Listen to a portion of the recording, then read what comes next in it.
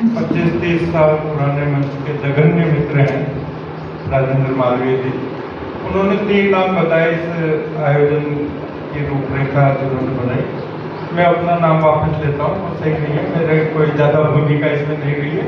सारे दारोमदार इन दोनों गोलू और मनीष जी पे थी, उन्होंने सब व्यवस्था की है और ये तो सभी कह चुके हैं कि वाकई बहुत बढ़िया व्यवस्था हुई है, किसी तरह की कोई कमी नहीं है।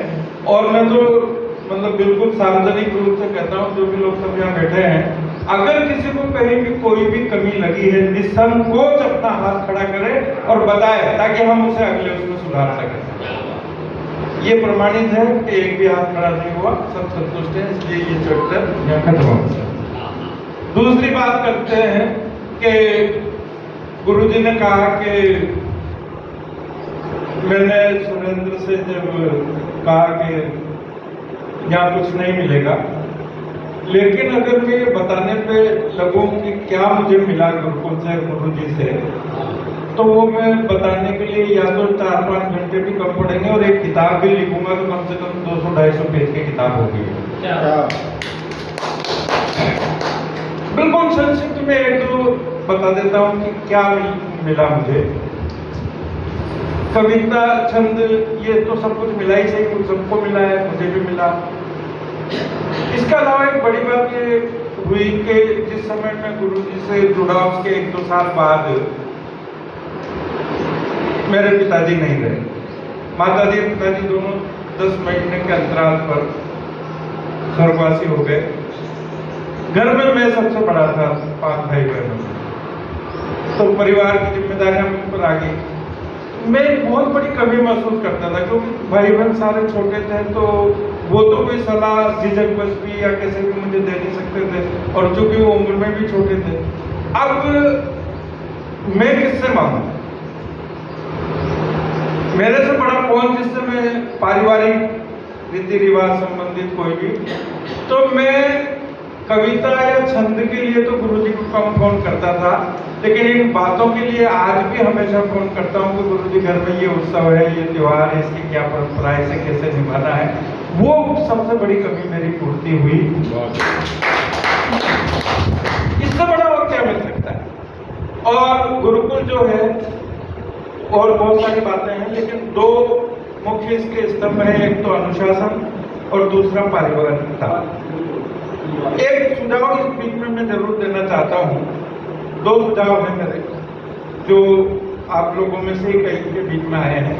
एक तो ये कि यही कारण है कि आप लोग भी कम से कम 10-10, 20-20 जो ग्रुप हैं, उनसे आप भी सब जुड़े हुए हो, लेकिन वहाँ पर वही सब चलता है, गुड मॉर्निंग, गुड नाइट, फूल पत्ती, अपने अपने पोस्टर, अपने अपने वीडियो, दुनिया भर का ज्ञान जो एक ही दिन में 20 ग्रुपों में वही वीडियो ज्ञान का आता है, और उससे सब परेशान है। पर हमारे गुरुकुल में ऐसा बिल्कुल नहीं है। यहाँ केवल उसमें कविता और छंद वो सब आता है, और उसी की वजह से ये इतना सारा काम हो पाया है। तो उसके लिए अभी हम 2-3 ग्रुप हैं। गुरुकुल संदेश भी ग्रुप है गुरुकुल का, जिसमें और चर्चाएं होती हैं। एक गुरुकुल, तो हम केवल 2 ग्रुप रखेंगे। एक तो जो मेन गुरुकुल है उसमें केवल छंद, हमने वहाँ ये वाह भी अलाउ नहीं कर रखा है। उसका कारण है कि वो क्या होता है, एक में किसी ने छंद डाला, अब 25 मेंबर है, 25 ने वाह वाह बहुत बढ़िया, क्या बात है, ये वो, अब वो छंद तो चला गया पीछे, और वो वाई आ रहा है। और उसमें भी एक चीज और हो जाती है कि उसमें फिर ग्रुप में ग्रुप बन जाते हैं। इस वजह से भी हमने बैन कर रखा है कि जो 5 मेरे समर्थक हैं उन्होंने तो वाह कर दिया, बाकी ने नहीं किया।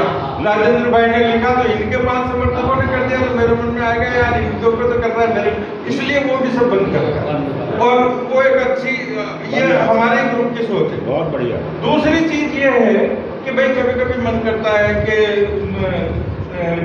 मान लो छंद नहीं, किसी ने बढ़िया गजल ही लिखी है, तो उसके लिए हम थोड़ा सा उसमें संशोधन, मेरा सुझाव है कि गुरुजी और बोलो सही समझे तो, कि अब हम उसको जो पढ़ाएंगे वो इस तरह से करेंगे कि सोमवार को गुरुजी समस्या पूर्ति की पंक्ति देंगे, सोमवार, मंगलवार, बुधवार, और चूंकि गुरुवार गुरु का ही होता है, इसलिए 3 दिन में केवल आपको एक छंद लिखना है। बहुत होते हैं, पर्याप्त होते हैं 3 दिन।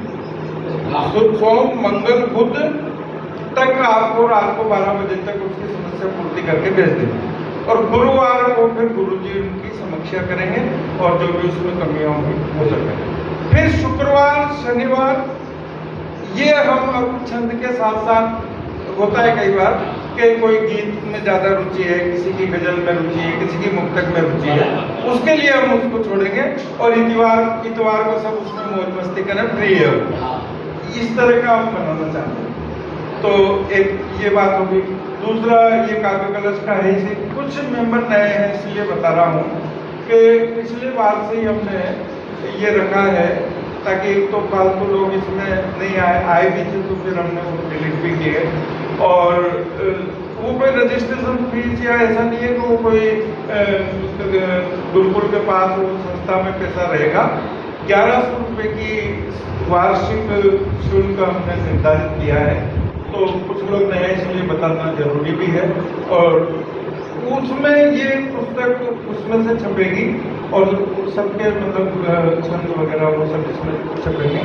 तो ये कुछ जरूरी बातें थी, गुरु जी का आदेश था तो कुछ बातें मैं छंद के माध्यम से भी कह देता हूँ कि एक जो मुझे जो मतलब मैंने कल्पना भी नहीं की थी। एक और जरूरी बात है कि भगवान जो होता है एक पत्थर कोई भी किसी ने उसको स्थापित कर दिया, उस पर कामी लगा दी, वो गणेश जी हो गए, हनुमान जी हो गए, अब उसमें आस्था जुड़ जाती है लोगों को।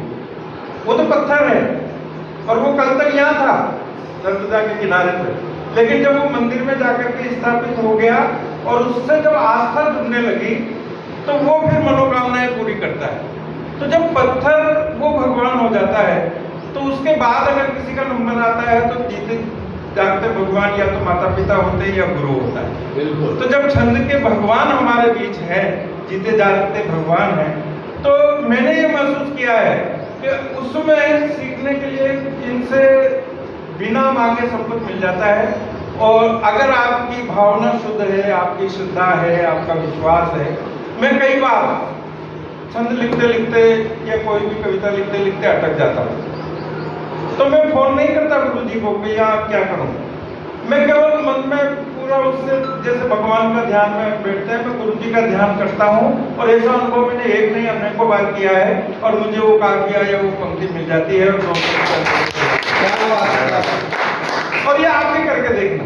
लेकिन वो सिद्धि होगी जब पूरे मन से निस्वार्थ भाव से दिल से तार के तार आपके जुड़ेंगे और वो जो टेलीपैथी जिसे बोलते हैं वो टेलीपैथी की प्रक्रिया जब भी प्रारंभ होगी।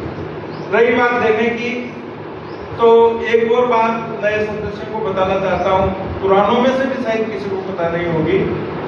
दो बातें और जरूरी, कल एक बात तो आई थी उस पर बाद में बात करूंगा कि केवल हिंदुस्तान में ही नहीं पूरे विश्व में, विश्व की बात कर रहा हूं मैं, पूरे विश्व की एकमात्र उदाहरण, और ये हमें बहुत गर्व से बताना भी चाहिए, सबको इसका प्रचार भी करना चाहिए।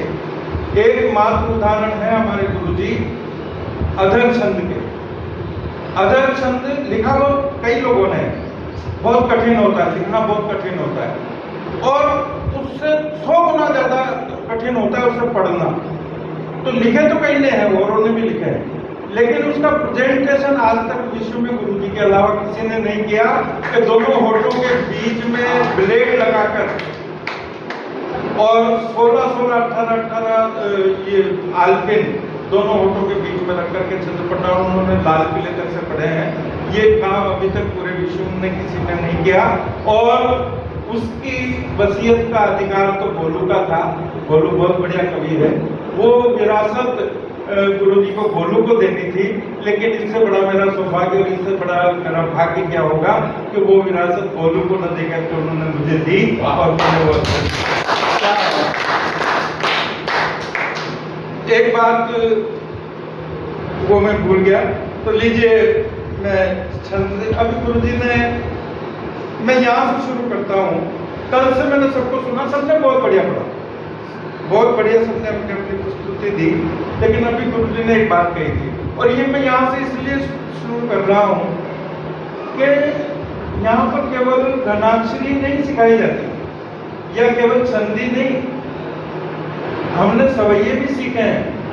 मध्यगयंद, सुंदरी, मालती, सब तरह के सवैयों पे गुरुकुल में काम हुआ है और हमने सीखे हैं। और सवैया छंदों में सबसे कठिन चीज है लिखना, क्योंकि उसमें बहुत बारीकियां हैं और आप सब जानते हैं, पर वो सुनने में बहुत अच्छा लगता है, बहुत कर्णप्रिय होता है।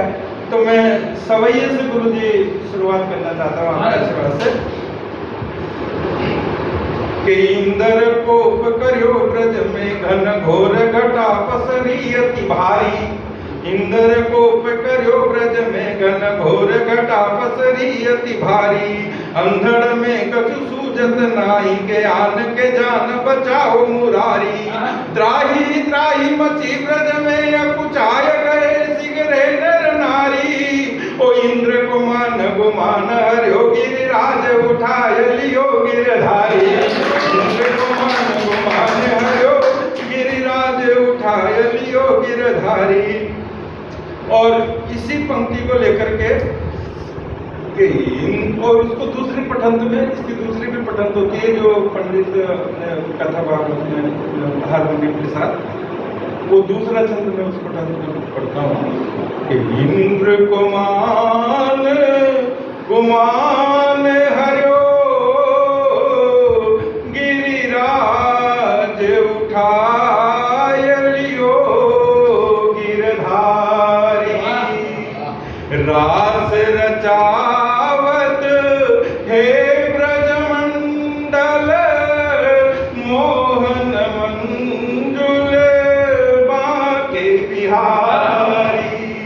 द्वारिका जाय दियो बिसराय अनाथ हुई सिगरी नर नारी।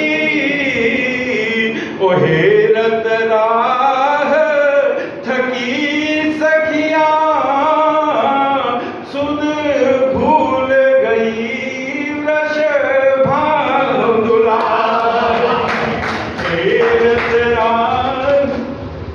अभी गुरुजी ने सिंहावलोकन छंद का जिक्र किया, तो मैंने थोड़ा सा अलग हट करके, सिंहावलोकन नहीं है ये छंद, लेकिन लगता ऐसा है कि सिंहावलोकन है, तो वो छंद में सुनाता हूँ कि ठूठ काट काट के लगाए पेड़ खूब, किंतु पेड़ जो लगाए आज ठूठ पर ठूठ है।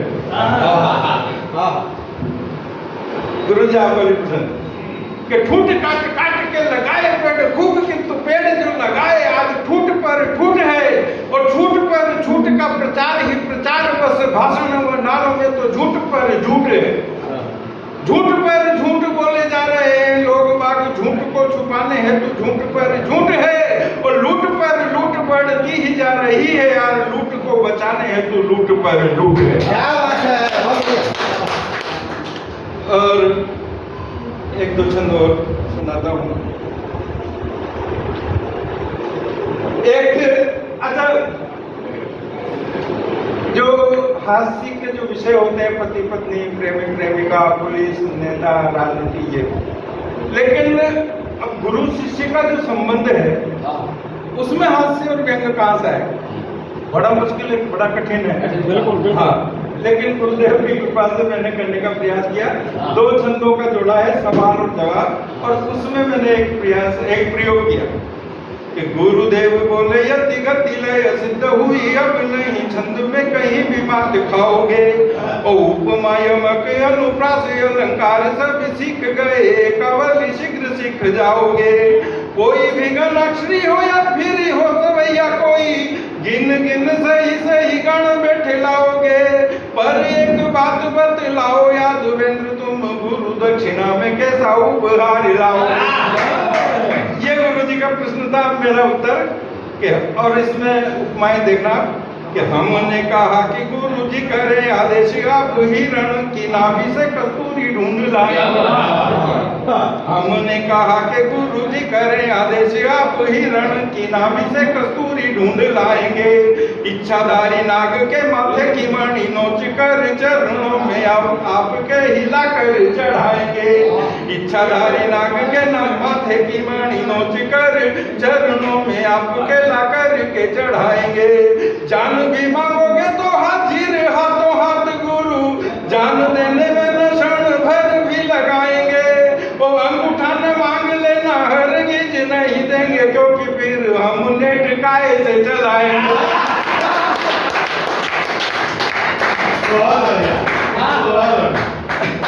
और अद्भुत दो छंद यहाँ के लिए लिखे थे मैंने स्पेशल, क्योंकि गुरु जी के बीच में एक टिप्पणी आई थी। तो गुरु जी के गुरुकुल की हो जय जयकार, छंद के पिपासुओं की प्रविष्टि बनी रहे। टिपिकल काव्य है इसमें भी। हाँ, कि गुरु जी के गुरुकुल की हो जय जयकार, छंद के पिपासुओं की प्रविष्टि बनी रहे। यति गति लय ताल उपमा व अलंकार, भाव भावना विचार की सृष्टि बनी रहे।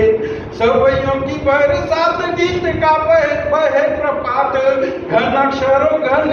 घनाक्षरी घनों वाली भी वृष्टि बनी रहे। ओ गुरु जी की लंबी आयु क्रम से भी कम शतायु, शिष्यों पे सदैव कृपा की दृष्टि बनी रहे।